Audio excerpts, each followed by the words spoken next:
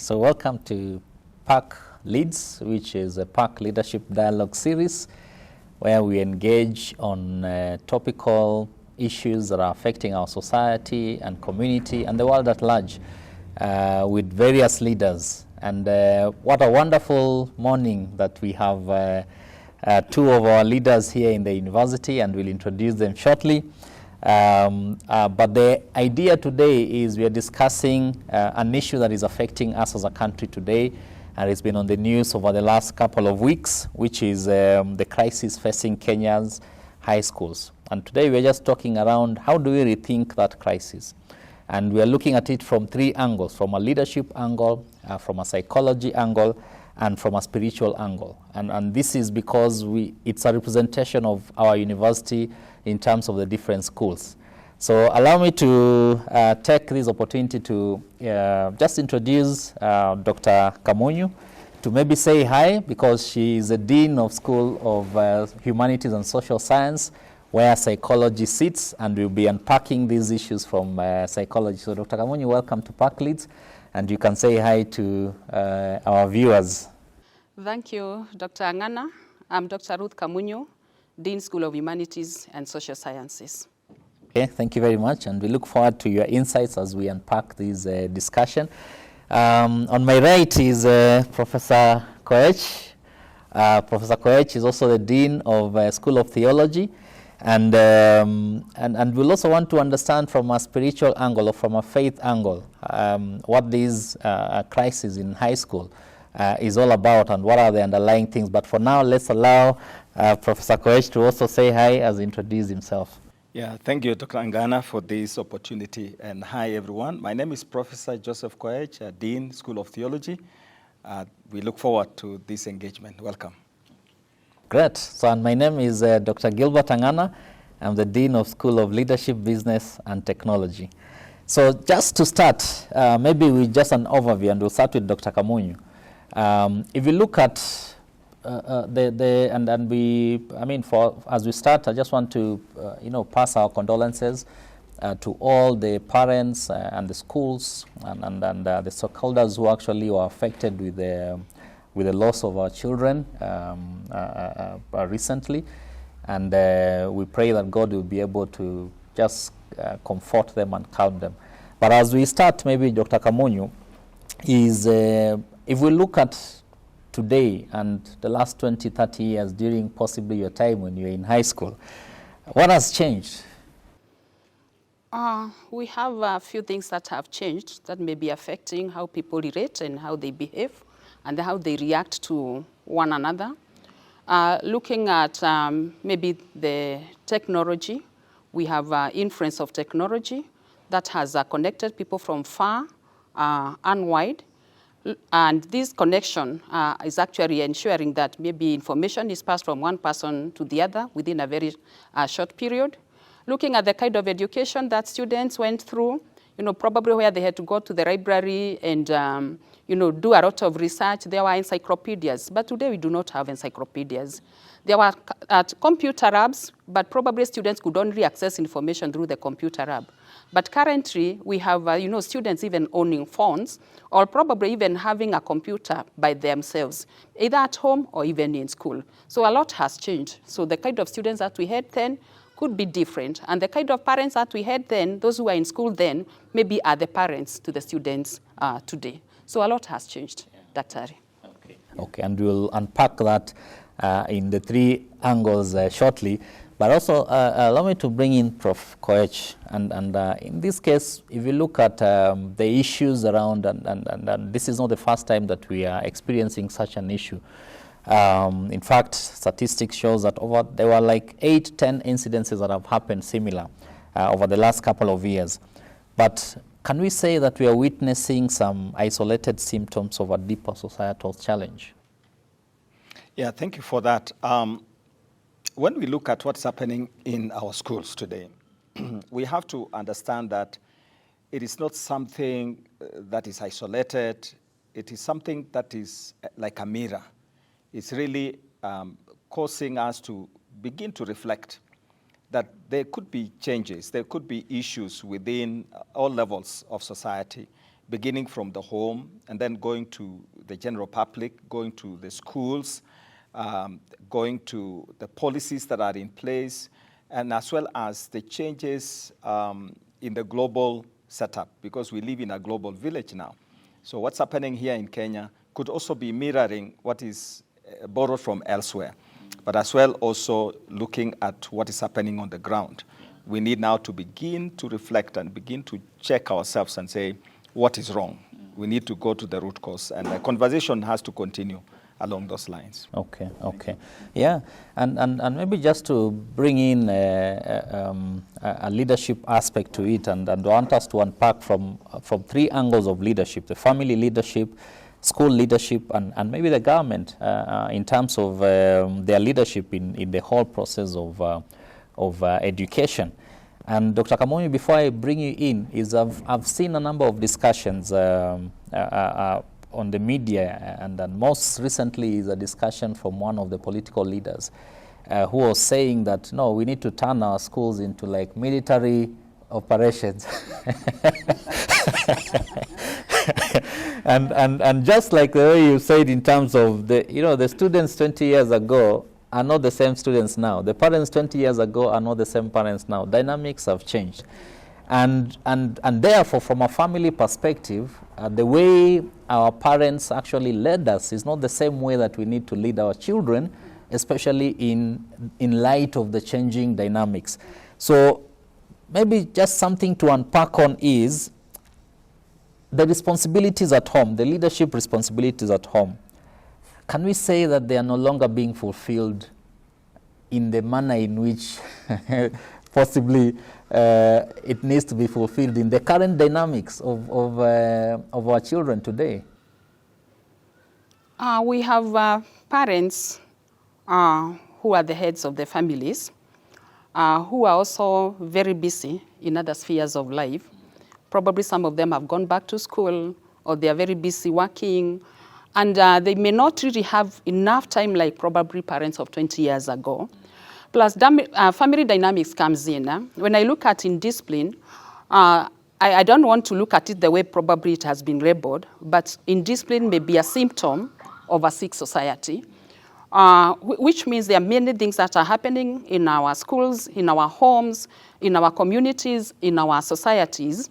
And when students, for example, get affected right from their homes, and probably their issues are not even being resolved by the parents, the busy parents at home, the busy teachers at school, and everybody else probably who should be responding to their issues, they are under pressure.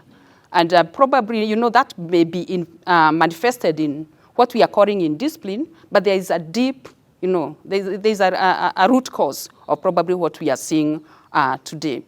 Mental issues are a challenge. We have students maybe under pressure, academic performance, peer pressure, unresolved trauma. All that, when it is not recognized and probably processed, could lead to what we are seeing today. So for me, indiscipline is not a root cause, but could be a symptom of what is happening in society. Okay. And you've brought in a very good angle that we'll look at it also shortly. But Prof. Koech, I served in my local church for a while in the Department of Relationship Family Ministry, and we were taking through couples, those who are coming into marriage, those who are into marriage for a very long time and they want to refresh, into some program that we used to call Ndoa in my church. But you've been, besides being a scholar, you've been a pastor for quite some time. And I'm sure you've interacted with all these dynamics of family. What's your view? Has the change, the structure of our families today, has it affected the discipline and the character formation of our children? That's a deep question in the sense that the world is redefining what a family is. Previously, during our time, let me say, we had what we call family. And talking about family, we are not just talking about the nuclear family. We are talking also about the extended family. There is an African saying that says, it takes a village to raise a child. And that was true. But now, we have become compartmentalized in the sense that each individual is struggling, but at the same time, they are also not sure how to parent.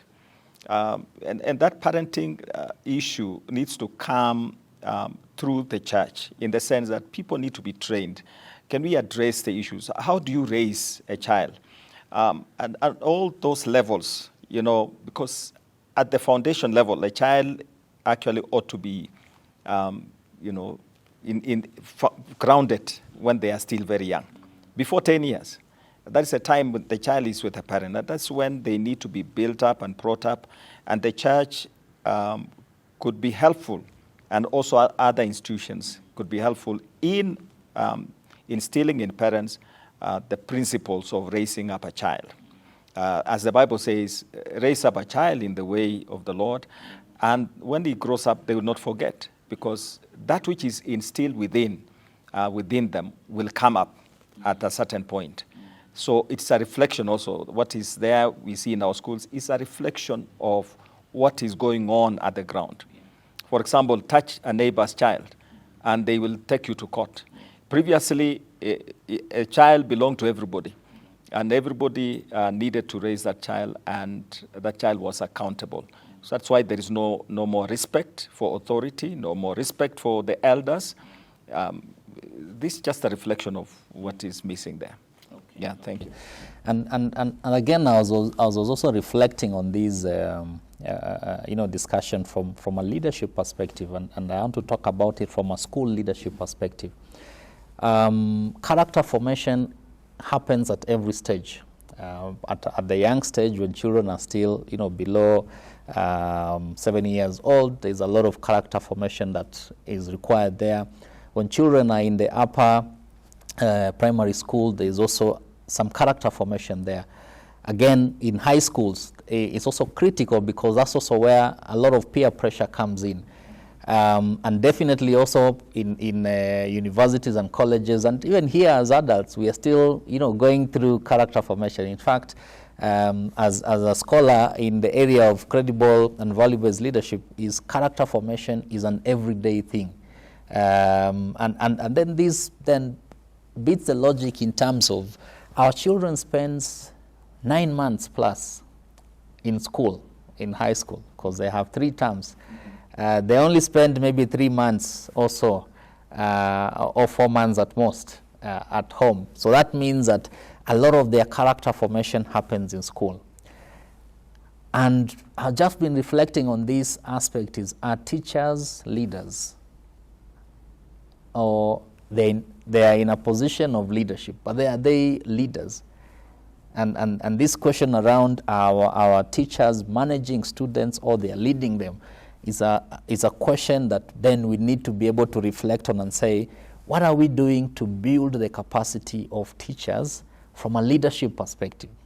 There's a lot of work that is being done in the society to build the capacity of leaders, of teachers from pedagogy perspective, and the knowledge that they need to be able to disseminate. But there is really minimal effort that is being done to build the capacity of leaders, of teachers as leaders. And possibly that could be where there is a gap in terms of now how they engage with the students. And maybe Dr. Kamunyu, just to add some input into that, is there a space? What can teachers do to really balance the aspect of discipline that they need to inculcate in schools, but also empathy, so that then they're able to lead the students well, rather than, managing them like schools are smaller military zones. Actually, empathy is key. Yeah. We are all human beings, and at many times we require, somebody to understand, for example, be able to feel as we feel. And probably there could be a gap in terms of, these are students and I am a teacher. But the students require, us to empathize with them, probably to be able to feel as they feel, probably to look at what kind of challenges they are going through, give them a reasoning ear. Now, this time not as a teacher, but probably as a parent or somebody who is concerned in society. When students are listened to, when they see that somebody empathizes with them, they are likely even to speak up. And even maybe when they speak up, probably are they judged for what they say? Or, or is the school system looking at maybe what are the grievances and what is it that we can do to address these grievances? So empathy is key for every human being. We all require to be understood and to be felt. Yeah.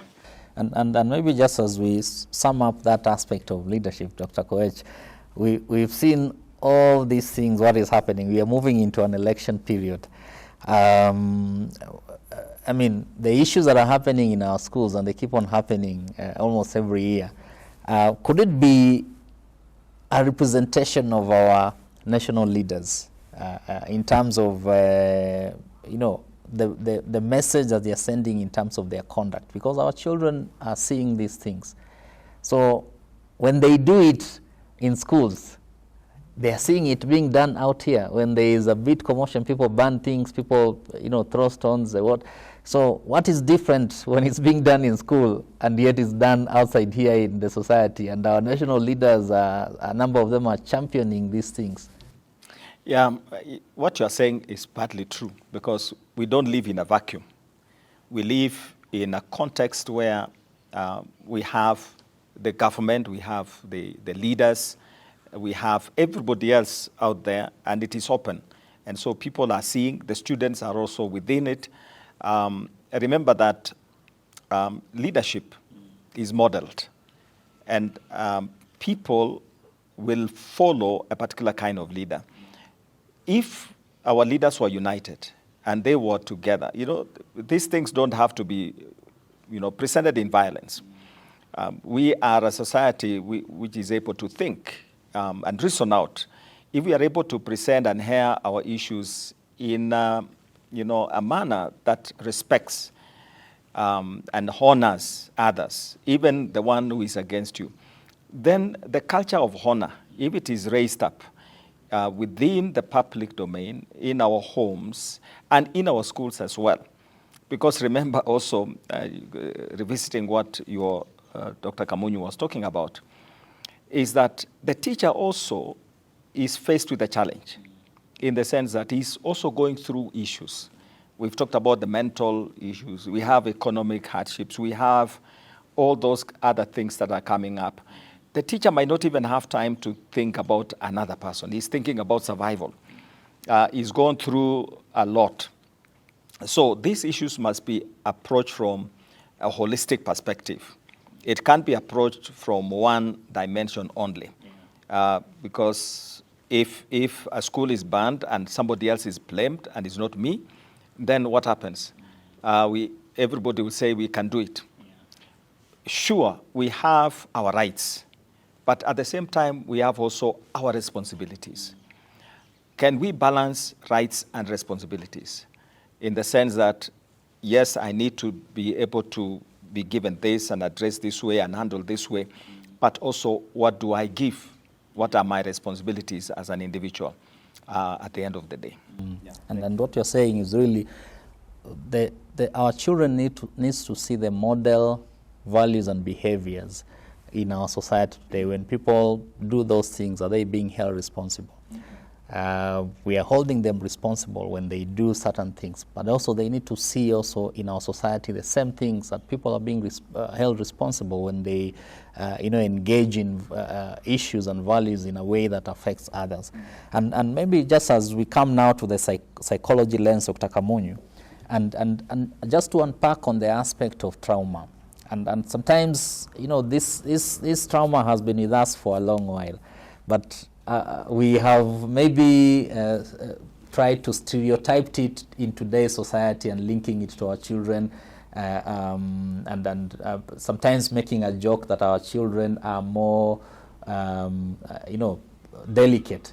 But just talk about the role of trauma in shaping behaviors and how that could be affecting our children in high school, many of them today, and then what can school teachers do, and even parents, to be able to walk that journey to help their children?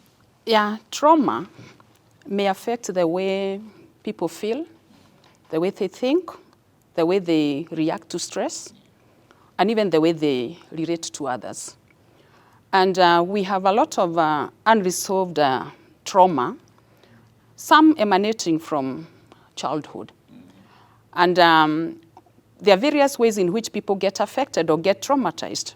For example, rejection, going through a loss, emotional, physical, and even spiritual and social abuse.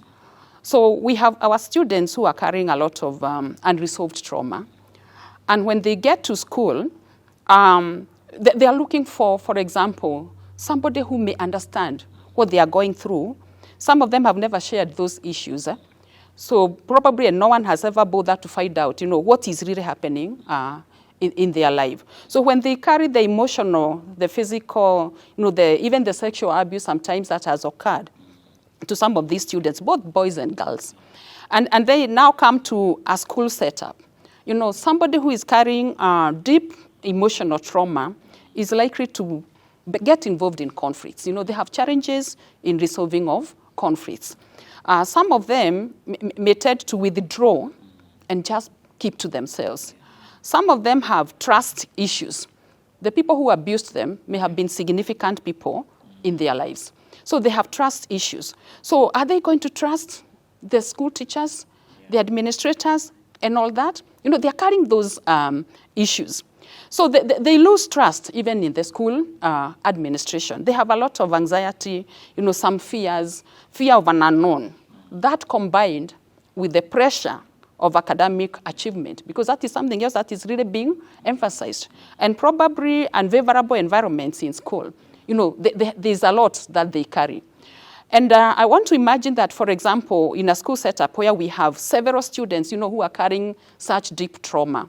When they come together, I carry my issues and you carry your issues and all that, that group could actually manifest, in the school unrest, because they're trying to look for who will listen, who is there for me. Do you know what I've gone through? They may be carrying very many unanswered questions. And therefore, when we have a group combined, it may not be the root cause, but when we have a group of students, probably who are traumatized, then, something needs to be done. And therefore, what I would advocate is that teachers really need to know, how can we recognize, signs of trauma?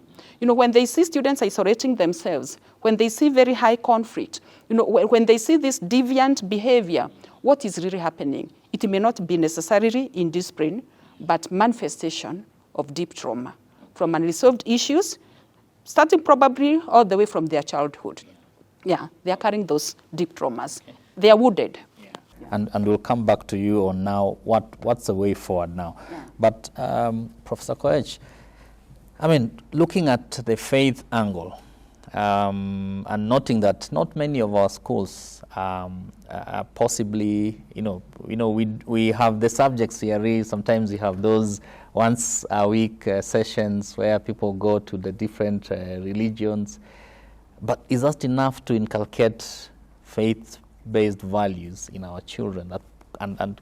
And could that possibly be the root cause? Looking at the global scenario today, is a lot of young people are more spiritual than faith-based. So what's your view? Yeah, faith in terms of development has to begin from home. It has to begin from home, and then the faith-based organization, the churches, the mosques, or whoever. In this case, so that by the time a child is in school, the other parts is just an addition. And I would propose, for example, that there ought to be a strong department, not just guidance and counseling, but there ought to be a department, either of chaplaincy. And I would be proposing, for instance, that we need chaplains who are trained in schools, because the crisis we are facing cannot be resolved by using only one dimension. We have to follow it from a multi-pronged approach, in the sense that you have the teachers also equipped. Maybe they are not even equipped. When you talk about them being able to identify the issues, like what Dr. Kamunyu was saying about trauma, they are not equipped. Are they equipped? Of course, you put a teacher there and say, you are a head of guidance and counseling, but they are not trained. Or you put somebody called a chaplain in a school, but they are not trained in terms of chaplaincy, because chaplaincy training would equip them not only in terms of faith, but also in terms of counseling, because involved in it is also psychological understanding, the preparation. So I would say that is one of the major gaps that we are missing in our schools today. Yeah, because I know there was a time they wanted to change from, CRE or Muslim whatever to ethics. But I'm saying that would actually taking in the wrong direction. We need to inculcate faith-based training because that one would really help in a long way. Yes, thank you. Okay. So Dr. Kamunyu, Professor Koech has mentioned something very critical, which then falls partly within your school. And maybe is from the way you've diagnosed the situation now, do we have enough trained counselors in school? And what can you do as a School of Humanities and Social Science to be able to, now try and attempt to resolve that situation? I know the schools in Kenya are many, but from where you sit, what can you start championing moving forward? Okay, thank you, Dr. Ari. There is actually increasing recognition of the role that is played by counseling. Yeah. But unfortunately, schools are not well equipped in terms of providing counseling services. Because as Prof has said, we have teacher counselors who have been appointed. Some of them may actually not even be trained. There's a research that was carried out last year in a certain county where out of 22 teacher counselors, only 3 were trained. So you can imagine somebody who is not trained, and now here somebody is carrying, a deep trauma from the past. So we have teachers who are not trained, and besides being not trained, the student counselor, the teacher counselor ratio is very, very high. Where, for example, a teacher may have to attend maybe to 500 students, and they also have their teaching load. And, and a lot of emphasis is being put on academic performance. So there's a tendency of the teacher may be concentrating more on the academic and not the counseling. Plus, another challenge that is there in schools is being reactive. Like now, we are all talking about unrest in schools. When probably this unrest goes, we again are quiet. So we are dealing with the issues when they come rather than, being preventative. So that also becomes an issue. But the training of the teachers is key. And because they may not all teacher counselors may get the adequate training, we also have referrals. So do schools have a referral, probably where maybe they can refer, those issues that the teachers may not handle. So we really need to think about the counseling department, who is a teacher counselor, what is their teaching road, and probably how far can they deal with some of the issues that are emanating. If they are not able to, there are various counseling centers where maybe they can refer those students. And the PAC University trained counselors, the School of Humanities and Social Sciences. So you're all welcome to take counseling from diploma to PhD level. That way we'll be able to have adequate trained counselors who can also be employed by those schools. And schools kindly have a budget for the counseling department. Yeah, but practically, most of the schools may not have a budget, Dr. Kamunyu.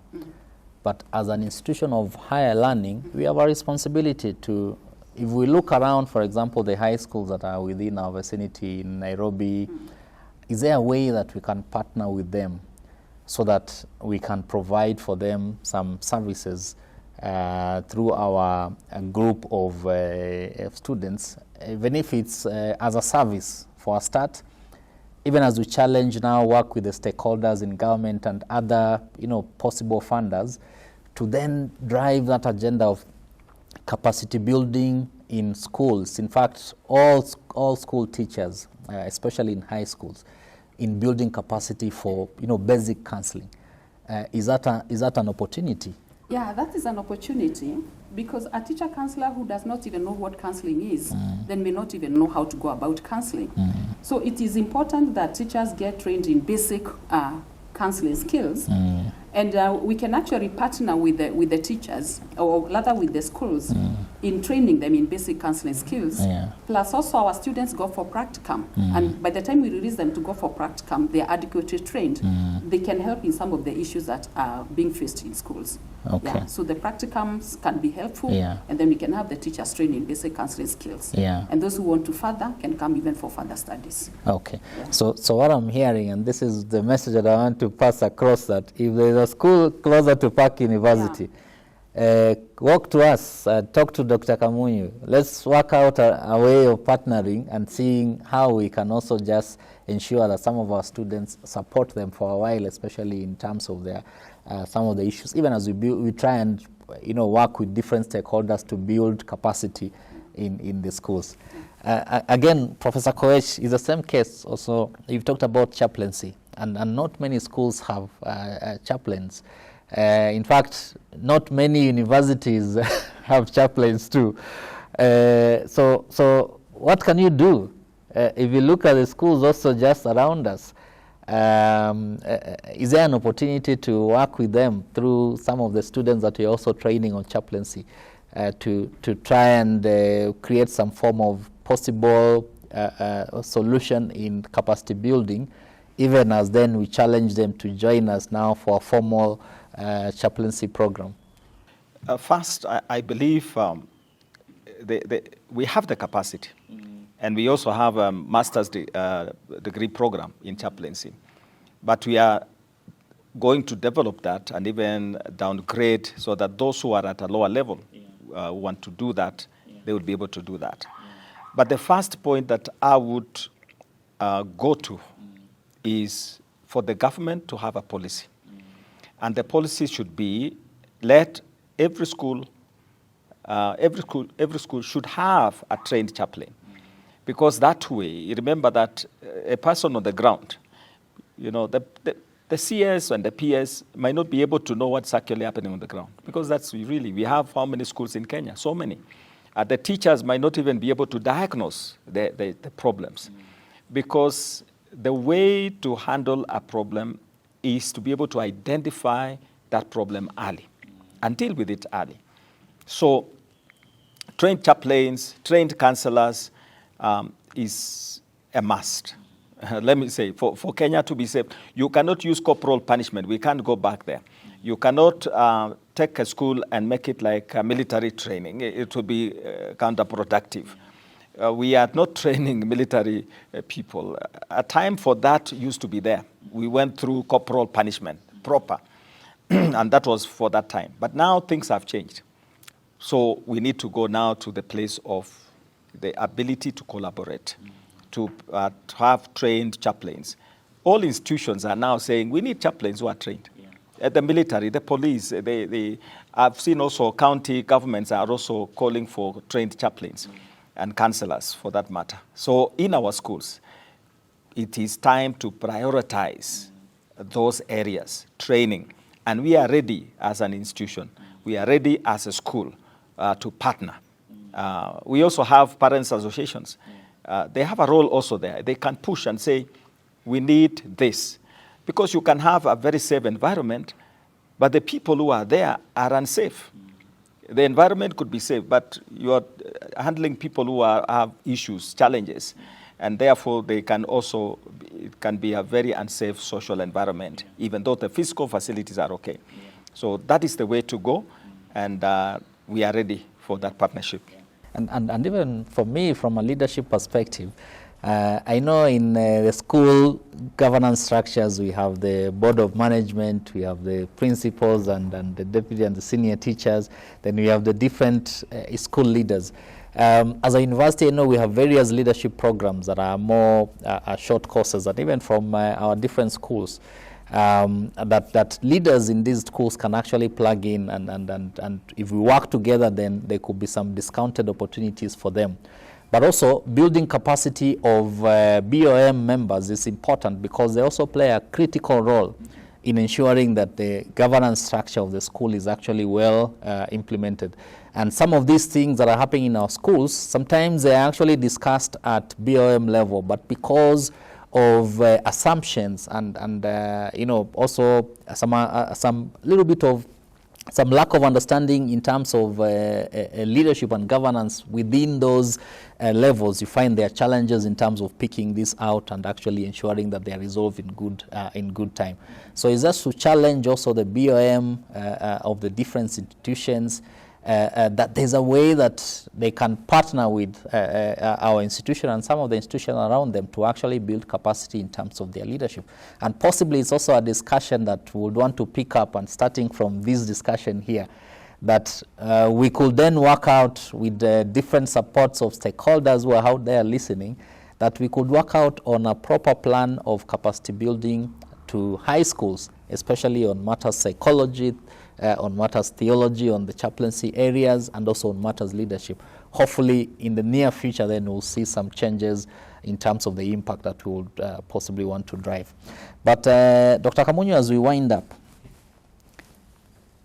we've talked about all these issues and issues around trauma and so on, but also there's a responsibility of the children themselves. How can we build resilience and really emotional, intelligent children, both from home and in schools? Yeah, resilience is actually key, because we live in a world that always will have challenges, and we cannot run away from those challenges. Some of them are just part of the society. And so resilience becomes key in terms of the survival, not just of students, but of everyone. And it would be important, for example, to teach emotional and social coping skills. It would be important, for example, to talk about supportive relationships. It would also be it is also important, for example, to talk about, to normalize behavior. Because some of these students, they get affected by something and it's like, oh, they are done. No, whatever happens is not the end of the world. Normalize behavior, like even if it's negative, whatever has happened, it's something that they can cope. With a lot of support, with a lot of empathy, with a lot of coping skills, or teaching the coping skills, then we can make the students to become strong, or rather to be able to cope with what is happening. But key is understanding what they are going through. Yeah. The minute we understand, and then they see we are listening, then they can be able to be receptive on what we tell them. Yeah. Okay. And maybe just as a parting shot, if you are to tell our community out there who you've engaged with about the School of Humanities and Social Science, and really what then they can take out from this conversation as one thing that they can look at it differently. Yeah, we are a School of Social Science, and social science has a lot to do with how people relate and behavior, and what motivates behavior, and all that. And it would be important, for example, to have a holistic understanding of any form of behavior. As psychologists, we try to interpret any form of behavior and where it could be emanating from. And what we are seeing probably is a product of a society that is composed of the schools, the families, the students themselves, also the churches. They are not left behind. And what are students telling us? What are they said? What message are they sending? There's something that they are sending. Human beings are social beings. When students isolate themselves, they get lonely. They are left out. So as social scientists, we want to address issues from a social perspective. That can we have a society where everybody fits, or everybody is understood, and probably where they are coming from, and the issues that they carry with them. That way, we'll have a productive society. Okay. Professor Koech, just briefly from a values perspective, how do we rebuild our values in schools, but also in our society? Because that's where it starts. Society, home, the different institutions. But how do we rebuild? We've been talking about this thing for a while. We even have a chapter in the Constitution that talks about that. But how do we really live the values?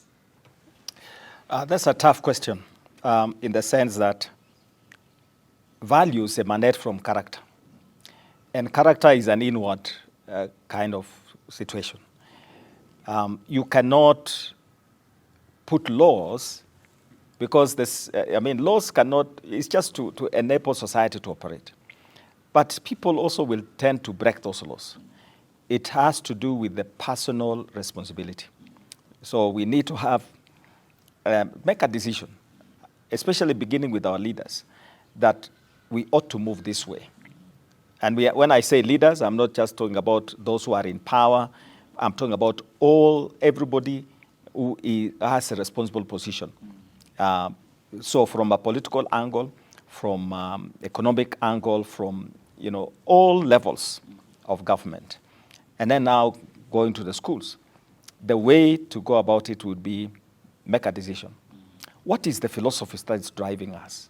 From an individual perspective, what is your philosophy of life? Because if you decide you want to be corrupt, you'll be corrupt. And you'll find ways to go about it where people might not even be able to understand. But if you value others, you value yourself, you respect yourself, then you'll be able to handle situations in the right way. From a Christian perspective and theological perspective, building of values begins from spiritual formation.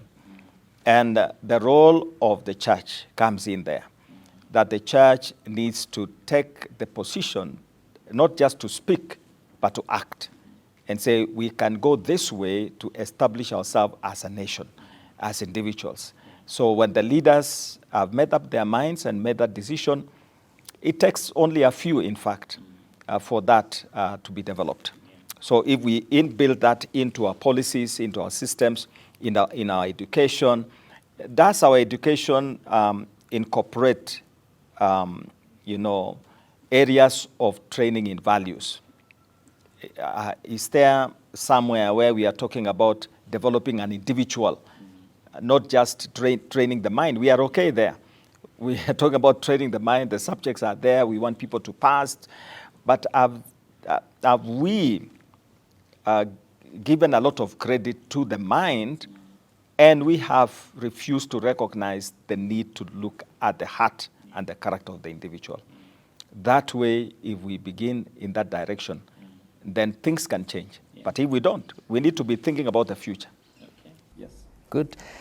So there you have it. I know this discussion will not end here, and possibly at some point we may want to have a part 2, part 3 on really how then do we then actualize some of these things.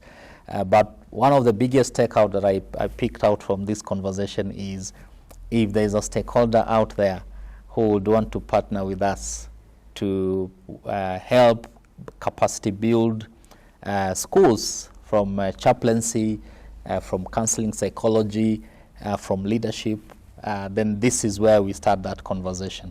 But also if there are schools around us, PAC University, and they would want to support, to partner with us, to support them in various ways in terms of capacity building on these areas that we've talked about, I think it's an opportunity for them to reach out to us. Let's have a conversation. We will definitely have a structured way on how to be able to provide them support, even if it's from a service perspective, because we are also a Christian university, and service is part of a critical component to us. So thank you very much, Professor Koech. Thank you very much, Dr. Kamunyu, for this conversation.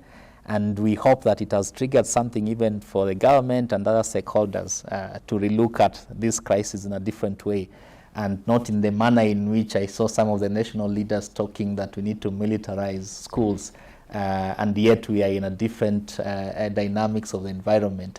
And I hope that this message will sink across to all educational stakeholders. So there you have it. My name is Dr. Gilbert Ang'ana. I've been your host for PAC LeaDS, and looking forward to a future conversation. Thank you very much.